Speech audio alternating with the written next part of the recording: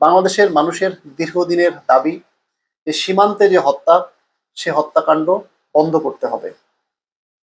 কিন্তু বাংলাদেশের সীমান্ত হত্যাকাণ্ড বন্ধ হচ্ছে না। এর পেছনে বিএসএফ এর যেমন দায় রয়েছে, ঠিক তেমনি আমাদের দেশের মানুষেরও দায় রয়েছে। আসসালামু আলাইকুম, আপনাদের সবাইকে শুভেচ্ছা জানাচ্ছি। আমি তানভীর হাসান। প্রিয় দর্শক, বেশ কিছুদিন যাবৎ বাংলাদেশ ভারত সীমান্তে এক ধরনের উত্তেজনাকর পরিস্থিতি সৃষ্টি হয়েছে। দুই দেশের সীমান্তরক্ষী বাহিনীর মধ্যে বেশ কয়েক জায়গায় বাঘ বিতণ্ডা হয়েছে। এই বাঘ বিতণ্ডা শুরু হয়েছে সীমান্তে, যখন ভারতীয় সীমান্তরক্ষী বাহিনী বিএসএফ বিভিন্ন মানুষকে বাংলাদেশে পুশিনের চেষ্টা করছিল। ঠিক সেটিকে কেন্দ্র করে বাংলাদেশের বিজিবি তারা সেই পুশিনকে বাধাগ্রস্ত করছিল, এবং যাদেরকে বাংলাদেশে পুশিনের চেষ্টা করা হচ্ছিল তাদেরকে বাংলাদেশে প্রবেশ করতে দেওয়া হচ্ছিল না। এই পরিস্থিতিতে বাংলাদেশে ভারতের নতুন হাই কমিশনার হিসেবে যোগ দিয়েছেন দীনেশ ত্রিবেদী। তিনি বাংলাদেশে প্রবেশ করেই ঘোষণা দিয়েছেন দুই দেশের সুসম্পর্ক সেটি আরো জোরদার করা হবে। বাংলাদেশের বর্ডার গার্ড বাহিনীর বিজিবির শীর্ষস্থানীয় কর্মকর্তারা এই মুহূর্তে দিল্লিতে রয়েছেন। তারা বিএসএফ এর সঙ্গে বৈঠক করেছেন। দুই দেশের বিএসএফ এবং বিজিবি তারা যৌথ বিবৃতি দিয়েছে। সেই বিবৃতিতে জানিয়েছে দুই দেশ সীমান্ত যৌথভাবে রক্ষা করবে। এরই মধ্যে খবর আসলো বাংলাদেশ সীমান্তের মৌলভীবাজার জেলার কুলাউড়ায় বিএসএফ এর গুলিতে এক বাংলাদেশি যুবক নিহত হয়েছেন।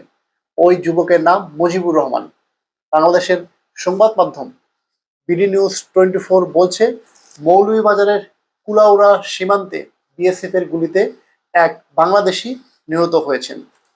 বিজিবির বরাদে বিডি নিউজ 24 জানাচ্ছে, বাংলাদেশি 6-7 জন চোরাচালানকারী মিলে ভারতের বেশ কিছু চোরাচালানকারীদের সঙ্গে অবৈধভাবে ভারত থেকে পণ্য আনছিল। এই বিষয়টি বিএসএফ এর সদস্যদের সামনে আসে, এবং বিএসএফ এর সদস্যদের সঙ্গে এই চোরাচালানকারীদের বাঘ বিতণ্ডা শুরু হয়। এক পর্যায়ে বাংলাদেশি এই চোরাচালানকারীরা বিএসএফ এর সদস্যদের উপরে দেশীয় অস্ত্র নিয়ে হামলা চালায় বলে বিজিবি জানিয়েছে।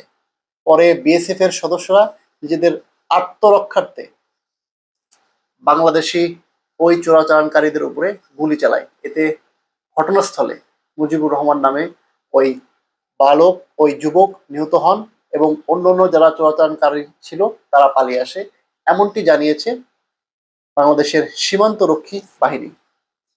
বিজিবি আরো জানিয়েছে যে ওই ছেলে এর আগেও চোরাচালানের সঙ্গে যুক্ত ছিল।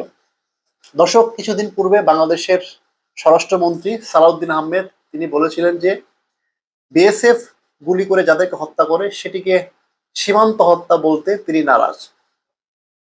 তিনি বলছিলেন যে যারা সীমান্তে নিহত হচ্ছেন তাদের বেশিরভাগই চোরাচালানের সঙ্গে জড়িত।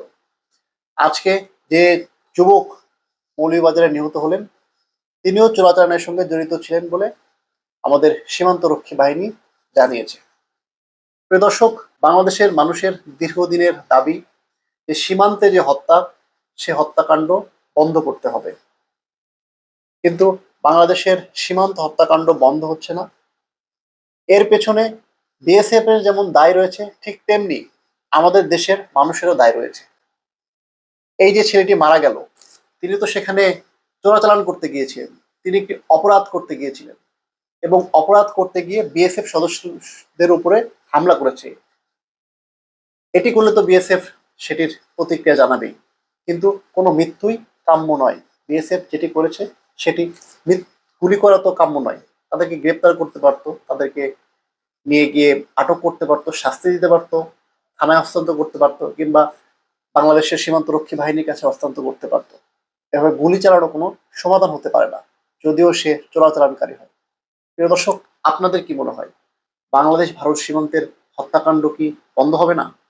আপনাদের গুরুত্বপূর্ণ মতামত আমাদের কমেন্ট সেকশনে জানান। ধন্যবাদ।